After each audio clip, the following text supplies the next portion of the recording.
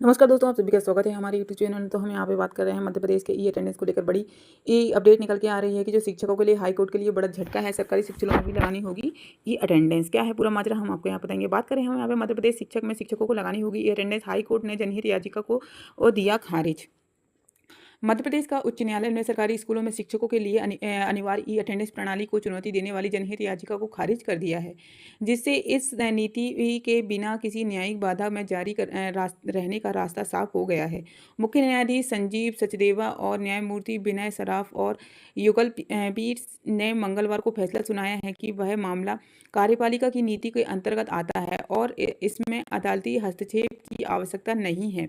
इस फैसले के बाद अब प्रदेश में सभी सरकारी स्कूलों के शिक्षकों को ई अटेंडेंस प्रणाली के माध्यम से ही ये अपनी उपस्थिति दर्ज करानी होगी। दरअसल शिक्षकों द्वारा राज्य शासन की ई अटेंडेंस व्यवस्था के खिलाफ जनहित याचिका दायर की थी। यह याचिका अतिथि शिक्षक समन्वय समिति अशोकनगर के अध्यक्ष सुनीता कुमार जी द्वारा दायर की गई थी। उन्होंने 20 जून 2025 को राज्य सरकार द्वारा जारी उस आदेश की चुनौती दी थी, जिसके तहत 1 जुलाई 2025 से पूर्व प्रदेश में शिक्षकों के लिए ई अटेंडेंस अनिवार्य कर दी गई थी।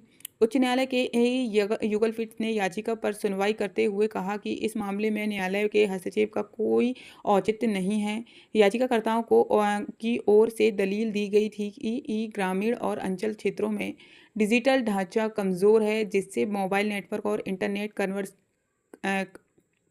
कनेक्टिविटी में गंभीर कठिनाइयां हैं। इसके अतिरिक्त कई शिक्षक स्मार्टफोन खरीदने में असमर्थ हैं, जिससे इनके लिए ई अटेंडेंस दर्ज कराना व्यवहारिक रूप से कठिन हो जाता है। राज्य सरकार की ओर से अतिथि महाधिवक्ता नीलेश यादव के पक्ष रखा और यह तर्क दिया कि ई अटेंडेंस प्रणाली पारदर्शिता और जवाबदेही बढ़ाने के उद्देश्य के लिए लागू की गई है और इसे लागू करने के लिए कोई कानूनी बाधा नहीं है। यह प्लेटफॉर्म रियल टाइम निगरानी को बढ़ावा देता है, प्रॉक्सी शिक्षण और अंकुश लगता है और डेटा आधारित स्थानांतरण और पदोन्नति में योगदान देता है। उन्होंने पीठ को आश्वासन किया है कि कम कवरेज वाले क्षेत्रों में ऑफलाइन विकल्प मौजूद है, जिसे जिला अधिकारियों ने कर्मचारियों को और जियो टैग किए गए फोटो अपलोड से परिचित कराने के लिए व्यवहारिक सत्र आयोजित किए हैं। उच्च न्यायालय ने सभी छात्रों को सुनने के लिए यह याचिका जो उच्च न्यायालय ने सभी तर्कों को सुनने के बाद याचिका को खारिज करते हुए